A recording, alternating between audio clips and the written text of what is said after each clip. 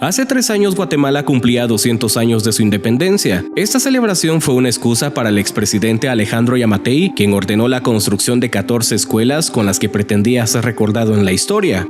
Las escuelas serían llamadas Bicentenario, como una manera de emular los centros educativos tipo federación que aún funcionan 80 años después de la revolución de 1944. El día de hoy, presidente, hacemos entrega del primero de muchas escuelas tipo Bicentenario que sin duda con su liderazgo y su dirección van a transformar el rumbo de la educación en el país. Para conocer la única de las 14 escuelas que hasta el momento ha sido entregada, hay que viajar 58 kilómetros al sur de la capital, hasta el departamento de Escuintla. Un muro celeste que luce deteriorado y unas galeras resguardan la estructura de 36 aulas, de las cuales poco menos de la mitad no se usan. La escuela se encuentra rodeada de al menos 4 comunidades que fueron reasentadas en la colonia La Dignidad luego de perderlo todo en San Miguel Los Lotes tras la erupción del volcán de fuego en el 2018.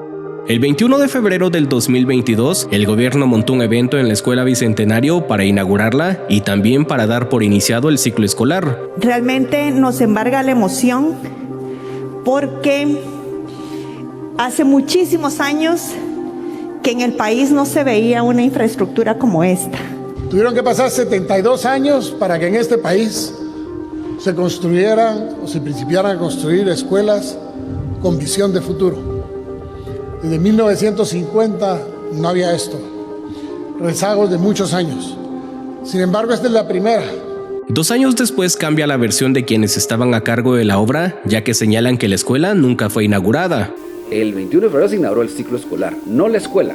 Se usó la infraestructura de la escuela para inaugurar el ciclo, pero en ningún momento se inauguró la escuela. Su costo inicial era de 34 millones de quetzales, pero luego aumentó hasta los 47 millones, es decir, se pagaron 13 millones de quetzales más de los impuestos pagados por los guatemaltecos. Mire, nosotros inauguramos la escuela en el 2022. No, la escuela no estaba terminada, pero nuestras autoridades así, usted sabe que uno es subalterno, ¿verdad? Decidieron inaugurar la escuela, mas no nos permitieron venirnos hasta que se terminara supuestamente, ¿verdad? Pero nosotros empezamos a trabajar ya en el 2023. Según el ex viceministro, nunca recibieron quejas por la obra, ya que de lo contrario se hubiera ejecutado la fianza. Según los datos de Guatecompras, las escuelas fueron adjudicadas por montos que van desde los 31 hasta los 53 millones de quetzales, pero gran parte de ellas aumentaron su costo, pero solo una ha sido terminada. De estas escuelas hablaremos luego. Ahora concentrémonos en la Escuela Bicentenario de Escuintla. Su construcción en el 2022 fue anunciada como un centro educativo vanguardista. Con las mismas calidades, con los mismos estándares y sobre todo sobrepasando los estándares de calidad. Se le va a ahorrar al Ministerio de Educación año con año todo el mantenimiento de pintura. Este es un material que ustedes pueden darse cuenta, no necesita pintura, ya viene con el color. Con el sol no se cristaliza por el componente que tiene. No agarra fuego porque no es de plástico, es antibacteriano. Cualquier mancha que pueda haber de grafitis en la parte de afuera o marcadores permanentes o lapiceros, con un white paintiner se puede limpiar. Tras un año de uso, la escuela presenta filtraciones de agua en el PVC, que además por ser un tipo de plástico, obliga a usar ventiladores para soportar las altas temperaturas. Por supuesto va a hacer calor y el Estado no tiene la capacidad para meter aire acondicionado a las escuelas. ¿Sí? Pero si lo hubiéramos hecho de producto de una construcción tradicional, te garantizo que el calor sería mayor. El cielo falso y el tablayeso ha comenzado a caerse, sumado a que las canchas se inundan durante la época lluviosa por la falta de inclinación del terreno. El año pasado, que ya empezamos las clases formales en la escuela, sí se nos inundaban las aulas, había filtración. Estos materiales fueron elegidos para disminuir los tiempos de construcción, sin embargo ahora persisten las dudas en quienes utilizan estas instalaciones. Es un material que se ve bonito, ¿verdad? Pero cuando se moja, se cae.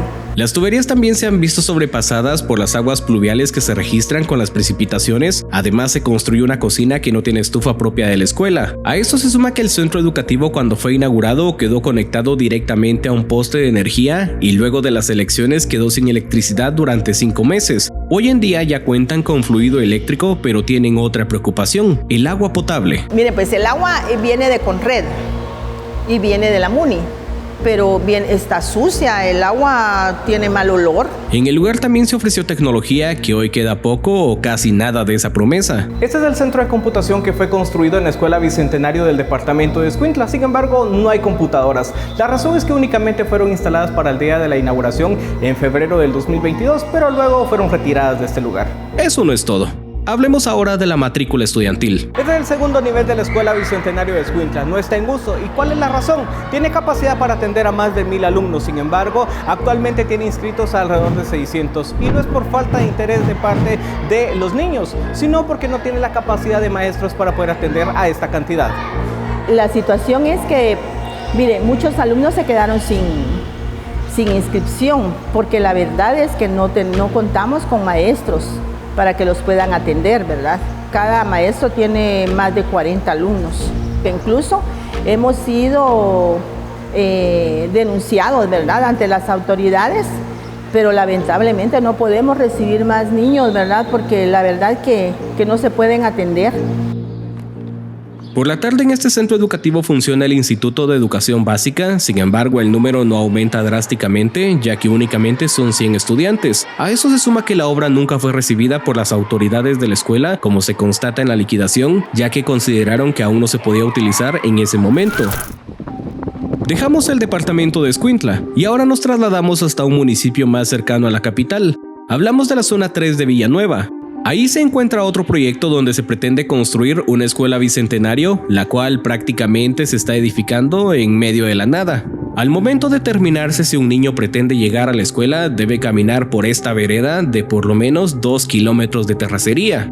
Las viviendas más cercanas, al menos a la vista, se encuentran a 1 kilómetro de distancia, ya que cercano al lugar solo hay barrancos, algunos viveros y un predio municipal donde se resguardan vehículos, algunos ya en estado de chatarra. Por el lugar solo transitan camiones que trasladan tierra.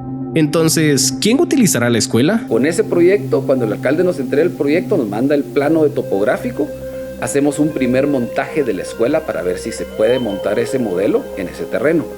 Cuando ya tenemos ese montaje, lo trasladamos al Ministerio de Educación para solicitar su aval de construir esa escuela. El Ministerio de Educación, por medio de sus unidades departamentales, hacen la evaluación de la demanda estudiantil. Eso ya lo que les corresponde a ellos, pero lo que me decías, que si hay comunidades cerca o no hay comunidades cerca, no sé.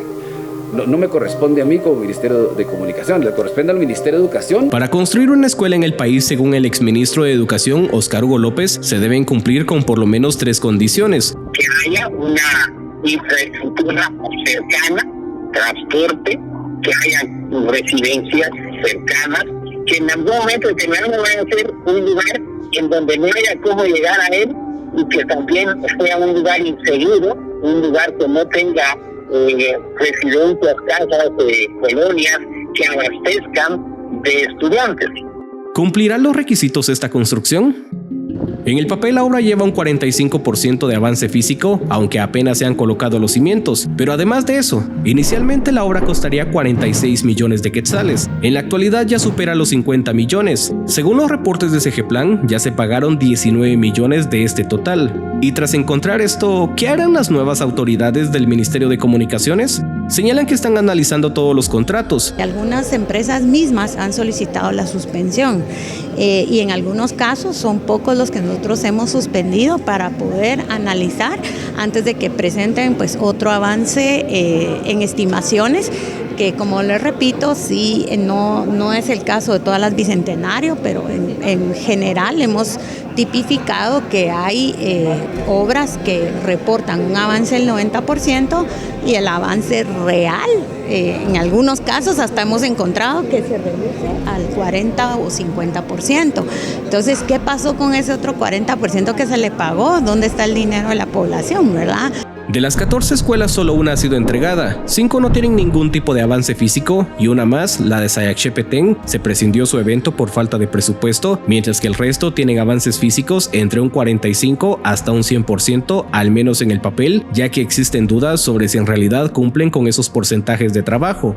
Sobre el tema se buscó una entrevista con la exministra de Educación Claudia Ruiz, sin embargo no hubo respuesta a los mensajes enviados a su teléfono celular. Mientras tanto, las nuevas autoridades de la cartera evalúan si son justificables las ubicaciones de las escuelas, ya que de lo contrario deberán hacer ajustes o reubicar los proyectos.